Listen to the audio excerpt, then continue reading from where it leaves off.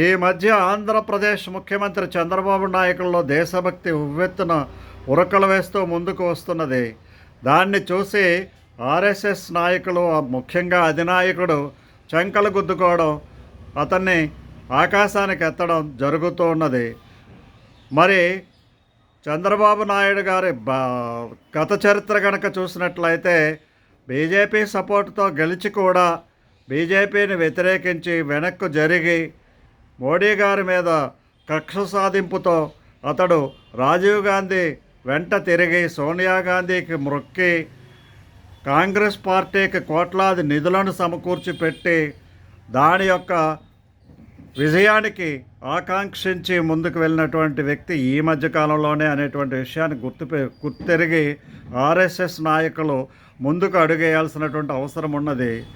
రాజకీయ నాయకుడు అనేటువంటి నిర్వచనానికి సరైనటువంటి అర్థం చంద్రబాబు నాయుడు. అతడు కేవలము అధికారము, ధనము, పదవి తప్ప వేరే ప్రాధాన్యత లేనటువంటి వ్యక్తి అని ప్రతిపక్షాలు ఎప్పుడూ విమర్శలు చేస్తూ ఉంటాయి. అంతెందుకు బీజేపీ నాయకులు కూడా ఆ విధంగా విమర్శలు చేసినటువంటి రోజులు చాలా ఉన్నాయి.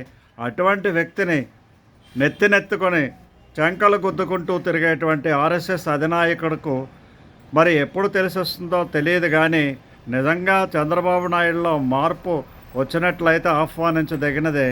కానీ అతడు రాజకీయ నాయకుడు అనేటువంటి విషయాన్ని గుర్తెరిగి వాజ్పేయి, అద్వానీ లేదా నరేంద్ర మోడీ లాగా చంద్రబాబు నాయుడిని చూడాలనుకోవడం ఆర్ఎస్ఎస్ నాయకులకు మంచిది కాదు అనేటువంటి విషయాన్ని గుర్తెరిగి వ్యవహరిస్తారని, ప్రాధాన్యతలు ఆ విధంగా ఇచ్చుకుంటూ పోతారని నేను ఆశిస్తున్నాను. Citizens forum AP and Telangana general secretary BVK Babji. జై హింద్, జై భారత్.